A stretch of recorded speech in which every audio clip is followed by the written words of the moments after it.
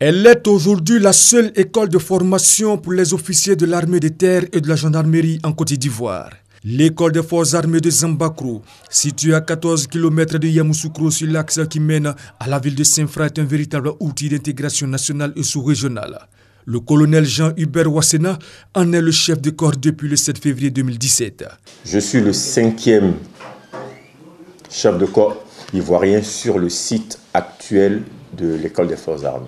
Nos missions, c'est d'abord la formation initiale des officiers, ensuite l'application des officiers, la formation des futurs commandants d'unité et la formation des futurs officiers d'état-major et la préparation à l'entrée dans les écoles de guerre.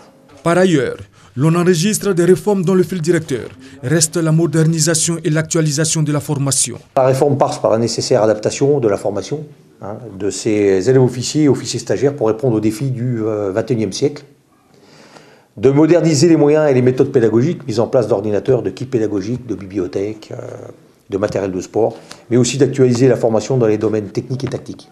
L'EFA prépare sa fête annuelle, prévue pour se tenir ce jeudi 20 juillet, et qui sera marquée par la remise d'épaulettes de lieutenants aux médecins élèves officiers, de sous-lieutenants aux élèves officiers d'actifs de la promotion probité et du baptême des élèves officiers d'actifs de première année. Nous avons eu des acquis sur la culture du militaire et la culture militaire. Physiquement aussi, nous avons été préparés à affronter toutes les difficultés et toutes les situations que nous aurons à rencontrer sur le terrain. Mais la formation est loin d'être achevée pour ces officiers. C'est la division de formation des officiers qui s'occupe de la formation initiale.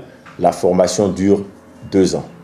Après la division de formation des officiers, la promotion qui sort se retrouve directement à la division d'application pour faire le cours d'application d'infanterie motorisée. Et c'est une fois qu'ils ont fini leur 3e année ici qu'ils sont affectés dans les différentes unités. Et 3-4 ans plus tard, ils reviennent pour le cours de formation des commandants d'unité pour leur permettre de commander une compagnie. Et 3 ou 4 ans plus tard, ils reviennent pour le diplôme d'état-major qui leur donne les rudiments pour pouvoir travailler dans un état-major en tant qu'officier traitant.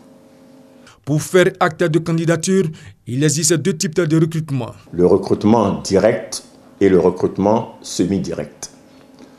Pour le recrutement direct, il faut avoir la licence avec maximum 25 ans et la maîtrise avec maximum 27 ans. Pour le concours direct, ils passent un concours et quand ils sont admis, ils rentrent à l'école des officiers. Concernant le concours semi-direct, il faut être sous-officier, avoir le brevet d'armes numéro 1 ou le certificat technique numéro 1, avoir le bac au moins et passer le concours des officiers.